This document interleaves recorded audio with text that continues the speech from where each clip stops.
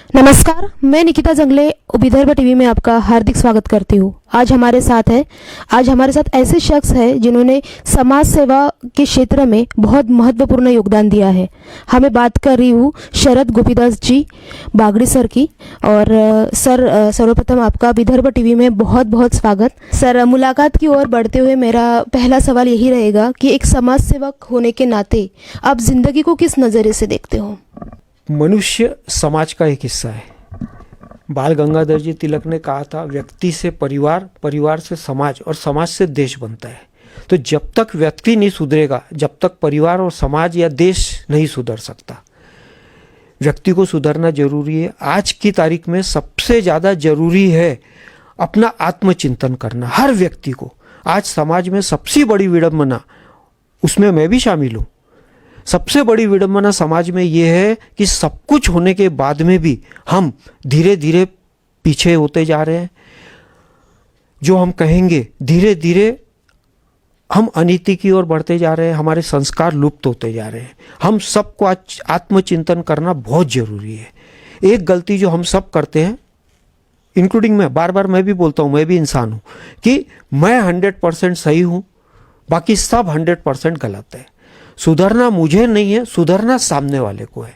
जब तक हम अपना आत्मचिंतन नहीं करेंगे, जब तक हम अपनी गलतियां देखना नहीं शुरू करेंगे, तब तक हम किसी भी तरह परिवार को या समाज को या देश को नहीं सुधार सकते। सर, जो समाज सेवा की आपकी जो जर्नी रही है उसके बारे में बताइए। क्योंकि किसी मतलब ऐसे मोड़ पे आते हैं कि हमें क्यों ये समाज सेवा चूज़ करनी पड़ती है, इसके पीछे कुछ मोटिव होगा, कुछ प्रेरणा होगी, उसके बारे में क्या बताएं? मैं जब छोटा था तो हमारी गांधी बाग में दुकान थी कपड़े की।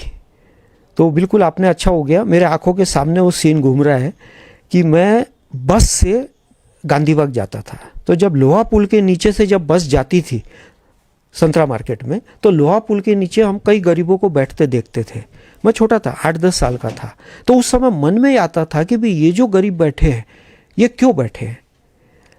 उसके साथ में धीरे धीरे मेरे को ये समझ में आया कि कोई भी अभावग्रस्त व्यक्ति बोलो, गरीब बोलो, ऐसा क्यों हो रहा है। मेरा ये सोचना था बचपन से कि सिर्फ उनको रोटी दे देना या उनको खाना दे देना, इससे हम उनको बिगाड़ रहे हैं। इसके साथ में अभी अचानक आपने जो पूछा, मेरे को एक सीन याद आ गया। हम तिरुपति बालाजी गए थे। तिरुपति बालाजी में लाइन लगती है, हम लाइन में लगे हुए थे। नीचे पुल था और नीचे सड़क थी। हम सब भीड़ में खड़े थे। नीचे अचानक हमने देखा एक छोटा सा बच्चा जिसके हाथ और पैर दोनों कटे हुए थे। वो 110 डिग्री टेम्परेचर में डांबर की रोड के ऊपर में बैठा था और लोग आते जाते पैसा फेंक रहे थे। ऊपर में लाइन में भी मैंने देखा कि जिसके भी जेब में आता उसको देख के मन में दया आ जाती, करुणा आ जाती। जेब में हाथ डाला, पैसा निकाला, पैसा फेंका। यहाँ तक तो ठीक है, वो लाइन लगती गई, हम आगे बढ़ते गए, लेकिन सबकी नज़र उस बच्चे की तरफ थी। तो हमने वहाँ पर ये देखा, एक आदमी आया, उस आदमी ने पास के जितने पैसे थे, रुपए थे, वो सब बटोर लिया और चला गया। अब हमारी नज़र उस आदमी की तरफ गई। तो जब हमने देखा वो आदमी अपनी औरत के साथ में वहाँ से समोसा और नाश्ता लेके खा रहा, लेकिन उसने 1 घंटे तक उस बच्चे को कुछ नहीं दिया। हम ट्रैफिक सिग्नल पे भी देखते हैं, ऐसे बच्चे आते हैं जो भीख मांगते हैं। हम उनको पैसा देके हमारी इतिश्री समझ लेते हैं। मेरा ये सोचना और मानना बचपन से रहा और अभी भी है कि पैसा देना उस समस्या का हल नहीं है। हम पैसा देकर उनकी आदतें बिगाड़ रहे हैं। दूसरा, जो हमने बार बार चाइल्ड ट्रैफिकिंग की भी बात सुनी है, ये हम उस चीज़ को बढ़ावा दे रहे हैं। उससे अच्छा है कि हम उनको योग्य बनाएं, कोशिश करें। और अगर योग्य नहीं बने तो कम से कम हम उनको पैसा देके उनको प्रोत्साहित ना करें। मेरे जीवन में कई उतार चढ़ाव आए। हर उतार चढ़ाव के अंदर में शिकायत मैंने कम किया। मैंने हर चीज़ को समय पे छोड़ दिया। मैंने हर चीज़ को भगवान पे छोड़ दिया। उसमें मुझे मेरे मम्मी का बहुत बड़ा आशीर्वाद मिला। जब मैं बहुत दुखी हो जाता था, बहुत परेशान हो जाता था, मेरी मम्मी हमेशा मेरे को एक ही चीज़ कहती थी, जो मारवाड़ी में कहती थी कि बाबू, थारे ऊपर ठाकुर जी कोई रो एहसान नहीं चाहे, ठाकुर जी थाने डायरेक्ट देवे। मतलब इसका हिंदी में ये हो गया कि भगवान तेरे पे किसी का एहसान नहीं चाहता, भगवान तेरे को डायरेक्ट देता है। यह शब्द मुझे इतनी प्रेरणा देते थे, इतनी ऊर्जा देते थे कि मैं दूसरों पे डिपेंडेंट रहना, दूसरों को शिकायतें करना, ये आदत मैंने नहीं किया। दूसरा, मेरे पिताजी मेरे को हमेशा एक उदाहरण देते थे कि महाभारत के अंदर हमने देखा अज्ञातवास में पांडव, आज अर्जुन इतना बड़ा धनुर्धानी होकर भी अर्जुन को नृत्य सिखाना पड़ा, भीम को रसोई करना पड़ा। इसके पीछे हमारे बाबूजी हमेशा एक ही कहते थे कि दुनिया की तरफ नहीं देखना, अपन ने अपने कर्म की तरफ ध्यान देना, और बुरे समय के अंदर भी हम अपनी शक्ति ऊर्जा कैसा बढ़ा सके उसका हमने सतत प्रयास करते रहना चाहिए। उससे हम निगेटिव नहीं होते, हम नकारात्मक नहीं होते, हम दूसरों को शिकायतें नहीं करते, हम अपने अंदर झांक कर अपनी ऊर्जा, अपनी शक्ति को कैसा बढ़ाए इसके तरफ हम प्रयत्न कर सकते हैं। तो आज के युवा, आज के जो जनरेशन है, वो तनाव में रहने के बजाय अगर अपनी हुनर, अपनी काबिलियत, अपनी शक्ति को बढ़ाने में अपनी ताकत लगा दे तो हम बहुत आगे बढ़ सकते हैं। जब मैं कॉलेज से निकला 1976 में, कॉलेज में था, और कॉलेज से जब निकले उसी समय हमने 2-3 ऑर्गेनाइजेशन बनाई। एक सोइफ नाम की ऑर्गेनाइजेशन बनाई, माहेश्वरी युवा विन्यास हमने बनाया। उसमें मुझे कुछ ऐसे दोस्त मिलते चले गए कि जिससे हम धीरे धीरे समाज में जुड़ते चले गए। फिर इन्वेस्टमेंट के अंदर में मुझे ये प्रशांत पिंपलवार जी मिले। प्रशांत पिंपलवार से मैंने बहुत सीखा। छोटी उम्र में भी गुस्से को कैसे कंट्रोल करना, तनाव को कैसा हैंडल करना। आज उनके पास में 16,000 क्लाइंट है। आज 16,000 क्लाइंट को इतने ठंडे दिमाग से हैंडल करना और हमेशा हंसते हुए बात करना, तो इसमें मुझे मेरे बाबूजी की बात याद आ गई। मेरे बाबूजी हमेशा कहते थे कि दत्तात्रेय जी ने 24 गुरु बनाए। तो हम जीवन में हर किसी से सीख सकते हैं, हर किसी से सीख सकते हैं। हम चींटी से सीख सकते हैं, हम कबूतर से सीख सकते हैं, हम निर्जीव चीज से भी सीख सकते हैं। अभी मैंने एक लेख लिखा, पेंसिल से सीखना। पेंसिल लिखती है, लिखते लिखते जब पेंसिल खत्म हो जाती है तो हमको पेंसिल को शार्पनर से शार्प करना पड़ता है, तो उसमें पेंसिल को दर्द होता है, पेंसिल को छीलना पड़ता है, पेंसिल को कटना पड़ता है, लेकिन वह दर्द के बाद में पेंसिल वापस तैयार हो जाती है लिखने के लिए। साथ में पेंसिल इरेजर का उपयोग करने देती है। इरेजर का उपयोग करने से, इरेजर का मतलब क्या हुआ, जहाँ पेंसिल से गलती हो गई हमने रबर से मिटा दिया और उसको ठीक कर दिया। तो इससे हमने अपने जीवन में एक चीज़ समझना चाहिए। तीसरा, पेंसिल लकड़ी की है, लेकिन उसके अंदर में जो लीड होता है, जो काला होता है, वह पेंसिल में लिखने का काम करती है। उसी तरह हम उसको बोल सकते हैं, मनुष्य के जीवन में भी हमारा शरीर है, साथ में अंदर हमारी विवेक, बुद्धि और आत्मा, ये लीड का काम करती है। आत्मा हमें संदेश देती है। हर आदमी ने अपना आत्मचिंतन करके अपनी आत्मा की आवाज़ सुनकर अगर उस आवाज़ को आप यथार्थ में जीवन में लाएंगे तो आत्मा हमेशा हमको मार्गदर्शन करेगी, आपको अच्छे बुरे का ज्ञान देगी। हम बुद्धि विवेक का उपयोग करें। इस तरह हमने जीवन में हर पल पे हमेशा सीखने के मोड में रहना चाहिए। हम जब तक सीखते रहेंगे, आज इसका उदाहरण हम नदी और तालाब से ले सकते हैं। तालाब का पानी पड़े पड़े खराब हो जाता है, पीने योग्य नहीं रहता है, लेकिन नदी का पानी पीने योग्य रहता है। क्यों? कि नदी का पानी सतत बहता रहता है। उसी तरह अगर हम जीवन में हमारे आँख, नाक, कान खुले रखेंगे, सबकी सुनेंगे, सुनने के बाद में उसमें जो हमारे लिए अच्छा है हमने ले लेना और बुराई का त्याग कर देना। हमने हमेशा अच्छी चीज़ का चिंतन करना, सकारात्मक विचार रखना और साथ में सकारात्मक रहना। ये अगर हम करते हैं तो हम हमेशा आगे बढ़ते रहते हैं। मैंने सुना है कि आपका जीवन भी एक संघर्षमय जीवन रहा है, तो उसके बारे में क्या बताएंगे? संघर्ष जीवन का एक हिस्सा है। मेरा ये मानना है, मेरा ये सोचना है कि हर व्यक्ति कुछ न कुछ प्रारब्ध लेके आता है, अपने अपने नसीब लेके आता है। एक बच्चा गरीबी में जन्मता है, एक बच्चा बहुत अच्छे घर में जन्मता है। समय हमेशा बदलता रहता है। आज समय अच्छा है, इसका मतलब ये नहीं कि कल भी अच्छा ही रहेगा। साथ में ये भी चीज़ होती है, हम कितने भी अच्छे हो, हमारे साथ में बुरा नहीं हो सकता, ऐसा नहीं होता है। इसीलिए मैंने मेरे जीवन को 50 साल को अगर पीछे मुड़ के देखूं तो एक चीज़ समझ में आती है कि हर आदमी अपने नसीब, अपने प्रारब्ध लेके आता है। हर आदमी को जो सुख और दुख, जो संघर्ष और तकलीफ मिलती है, वो सब उनके पूर्व जन्म के कर्मों से मिलती है। मैं ये मानता हूँ, चाहे इसमें कोई माने या नहीं माने। और इसके साथ में क्या होता है, अगर हम ये सोच बना ले तो हम दूसरे को शिकायतें करना, दूसरे को उलाहना देना, दूसरे को दोषी मानना हम छोड़ देंगे। संघर्ष मैंने बहुत देखा। हम बहुत प्रतिष्ठित परिवार से थे, हमारे घर में सब कुछ था। हमारे पिताजी बहुत सीधे थे। हमारे पिताजी का आदत ऐसा था कि किसी ने एक थप्पड़ मार दिया तो दूसरा गाल आगे कर दिया, वहाँ भी मार दिया तो ले भैया मेरे को तो पीठ पे भी मार दे। मैंने जब बचपन से देखा तो मैंने एक चीज़ कर ली थी कि मैं प्रतिकार करता था। कोई भी अगर गलत करता है तो मैं उसका प्रत्युत्तर देता था। धीरे धीरे भगवान ने मेरे को हमेशा साथ दिया। तकलीफ तो मेरे जीवन में बहुत आई। मैं मैट्रिक पास किया था तो उस समय मेरे को LIT कॉलेज और VRC कॉलेज में दोनों में एडमिशन मिल गई थी। मैं मेरिट स्टूडेंट था, मेरे को मैथ्स में 99% मार्क मिले थे। एडमिशन मिलने के बाद में लिस्ट पे नाम आ गया। मेरे पिताजी ने मुझे एक ही चीज़ कही कि बेटा अगर तू ये कर लेगा तो कपड़े की दुकान कौन बैठेगा।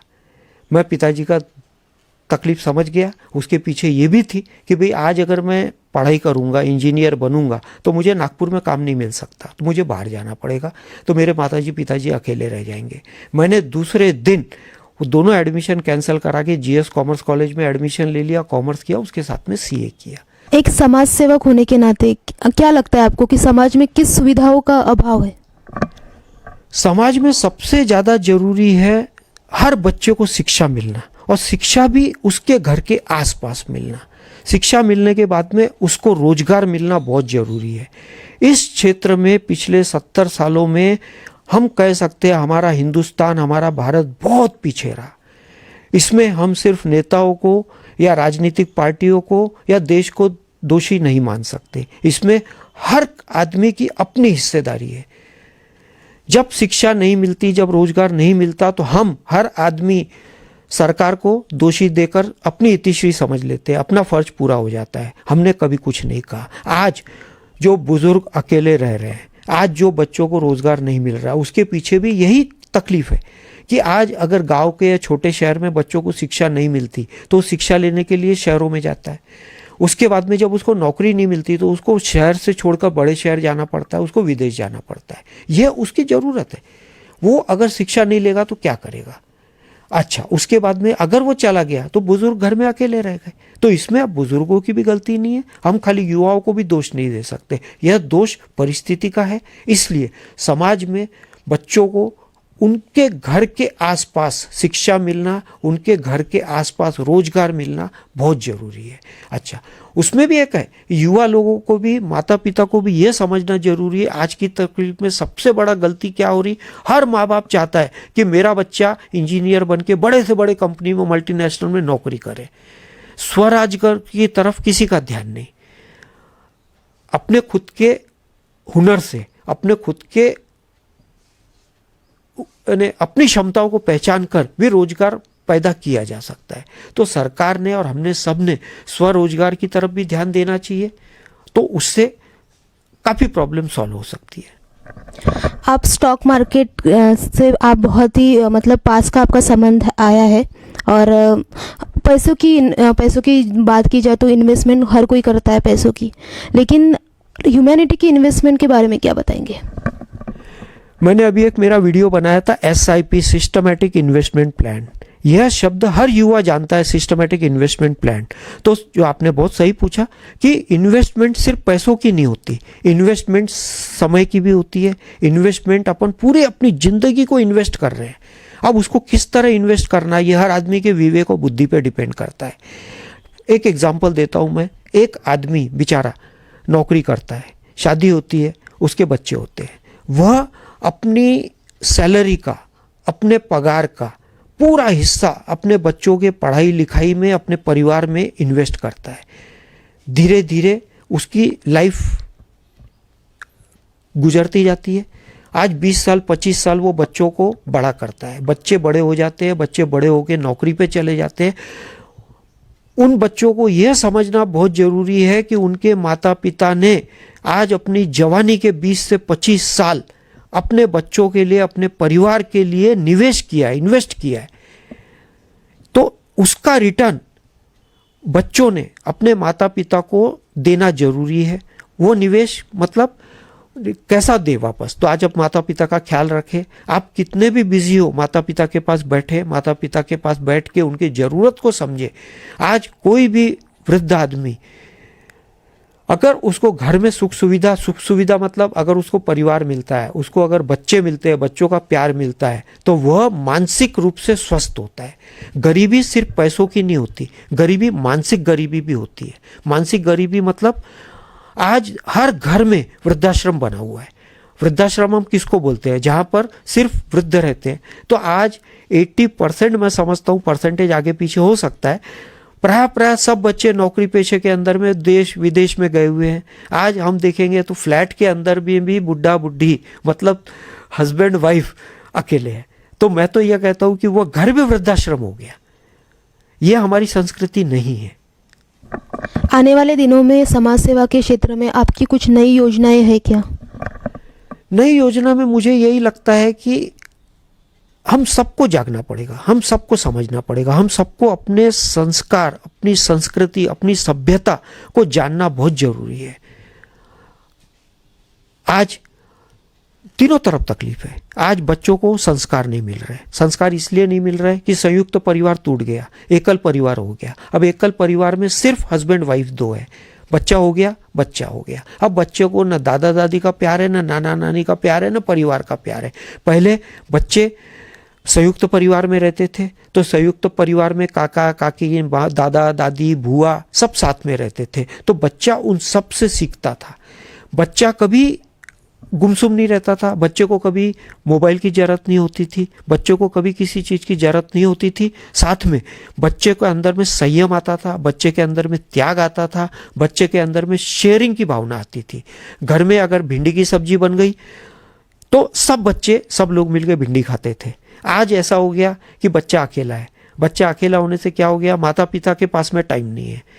मम्मी अकेली है, किचन में काम कर रही, बच्चा रो रहा तो बच्चे को मोबाइल दे दिया, बच्चा अपना मोबाइल में बिजी हो गया। अब धीरे धीरे बच्चा मोबाइल से एडिक्ट हो गया। फिर हम बच्चे को दोष देते हैं कि बच्चा मोबाइल के एडिक्ट हो गया। ये दोष किसने दिया? हमने दिया। तो इनके सबके पीछे कारण एक ही है, संयुक्त परिवार का टूटना। तो जहाँ पर संयुक्त परिवार टूट गया, एकल परिवार हो गया, तो धीरे धीरे हमारे संस्कार, हमारी सभ्यता सब धीरे धीरे खत्म होने लग गई। तो बहुत जरूरी है कि संयुक्त परिवार फिर से बने। एक आखिरी सवाल सर, कि एक समाज सेवक होने के नाते आप समाज को क्या संदेश देना चाहोगे और स्पेशली युवकों को क्या संदेश देना चाहोगे? मैं समाज के माध्यम से युवकों को भी संदेश देना चाहूँगा कि मैं सबसे पहले तो यह कहना चाहूँगा कि माता पिता का आशीर्वाद बहुत बड़ी चीज़ होती है। मैंने अपने लाइफ में देखा है, माता पिता अपना कुछ भी अपने साथ लेकर नहीं जाते, सब यहीं छोड़ के। हम कोई अपने साथ लेके नहीं जाएंगे, हम सब यहीं छोड़ के जाएंगे।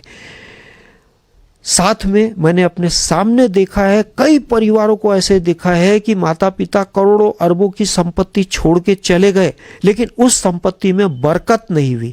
बरकत इसलिए नहीं हुई कि माता पिता अतृप्त बोल दिए, दुख से बोल दिए, या मन में दुख की भावना लेकर चले गए, बच्चों ने उनका ख्याल नहीं किया, या बच्चे अपने जिंदगी में मशहूर हो गए, माता पिता चले गए, बच्चों ने संपत्ति बेच दी, पैसा आ गया, लेकिन वो पैसा सुख के साथ नहीं आया।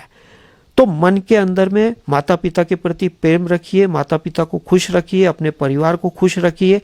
आज जो परिवार के संबंध है वो उस गुलाब के फूल के बगीचे की समान है, जो खुशबू भी देता है, शांति भी देता है, ठंडक भी देता है।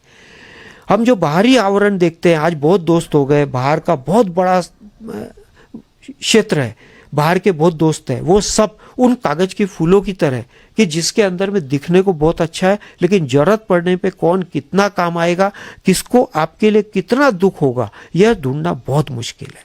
मैं विदर्भ टीवी तथा सभी दर्शकों का आभार प्रकट करता हूं। आपने मुझे सुना, आपने मुझे मौका दिया बोलने का, मेरे 2 शब्द बोलने के लिए, उसके लिए मैं आप सबका आभार व्यक्त करता हूं। नमस्कार, जय हिंद, जय भारत।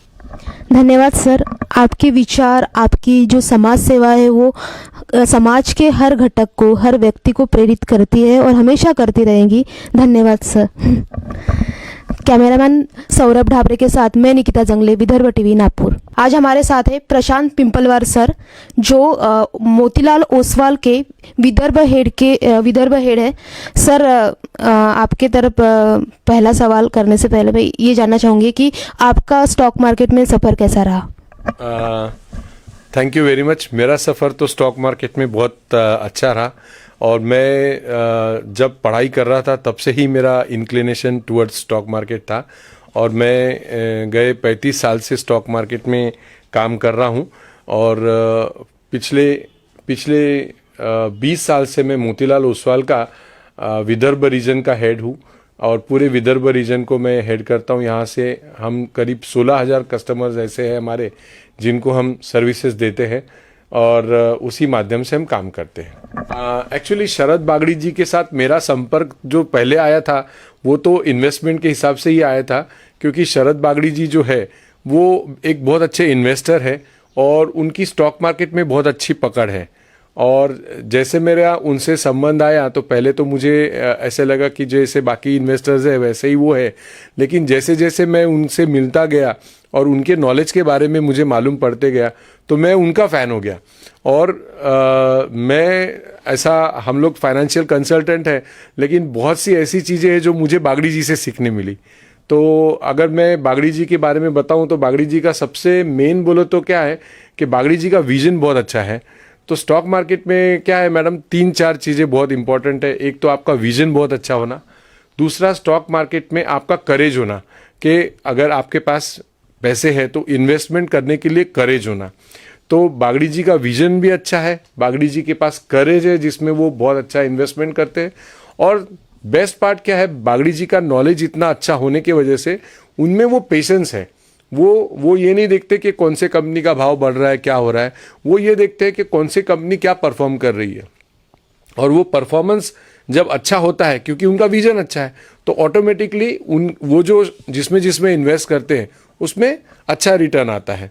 तो ऐसा मैं अभी बागड़ी जी के साथ मेरे करीब 20 साल से संबंध है, मैं उनको 20 साल से जानता हूँ और उनका स्टॉक मार्केट में इन्वेस्टमेंट सफ़र बहुत बढ़िया रहा है। अगर ऐसा मैं आपको बताना चाहूँ तो क्या है कि इन्वेस्टमेंट तो सभी करते हैं और सबको रिटर्न की एक्सपेक्टेशन भी रहते हैं, लेकिन बागड़ी जी नेचर वाइज एक जिंदा दिल आदमी है कि सिर्फ मैं पैसे कमा रहा हूँ ऐसा उनका कभी इंटेंशन नहीं रहता है। वो अपना नॉलेज हमेशा सबके साथ शेयर करते हैं और जो भी वो रिसर्च करते हैं वो हमारे ग्रुप के माध्यम से बोलो या जो भी नए इन्वेस्टर्स है, जो नया अभी आज की जो जनरेशन है वो जनरेशन को भी वो पढ़ाते हैं कि आपने आने वाले दिनों में कैसा इन्वेस्टमेंट करना चाहिए और इन्वेस्टमेंट का महत्व क्या है वो बहुत अच्छी तरह से बताते भी है। उनके काफ़ी सारे आर्टिकल भी आए हैं स्टॉक मार्केट के ऊपर में, म्यूचुअल फंड के SIP के ऊपर में, और जो इन्वेस्टमेंट एनालिसिस जो है उनका वो बहुत बहुत ज़ोरदार है कि मतलब उनका विजनरी है कि उनको समझ में आता है कि अभी यहाँ से कौन सा सेक्टर चलेगा, कंस्ट्रक्शन में बूम आएगी या IT में बूम आएगी या फार्मा में आएगी। तो ये उनकी जो समझ है वो समझ और उनकी पकड़ की वजह से ही आज वो इतने सक्सेसफुल इन्वेस्टर है और समाज में उनका नाम तो वो तो उनके नेचर की वजह से है। वो सबको हेल्प करते हैं और सबको पढ़ाते हैं। सर से तो सीखने जैसी बहुत सी चीज़ें हैं, लेकिन सर से जो सबसे इम्पॉर्टेंट चीज़ मैंने सीखी वो कभी क्रेडिट लेते नहीं है, हमेशा क्रेडिट देते हैं। वो कभी, और इतने हम्बल है, हमेशा ज़मीन पे रहते हैं। मैंने कभी उनको अपने सक्सेस को वो दिमाग में आने ही नहीं देते हैं। तो बागड़ी जी के बारे में अगर मैं आपको बोलूँ तो सबसे बड़ा, एक तो बहुत हम्बल है, नेचर के बहुत अच्छे हैं, रिलेशन सबसे मेंटेन करके चलते हैं, और सबसे इम्पॉर्टेंट चीज़ बोलो तो आप जैसे वो हमेशा किसी ना किसी को कोई ना कोई तरीके से हेल्प करते रहते हैं। तो सोशल में उनका बहुत कोई हाथ नहीं पकड़ सकता, ऐसा मुझे लगता है।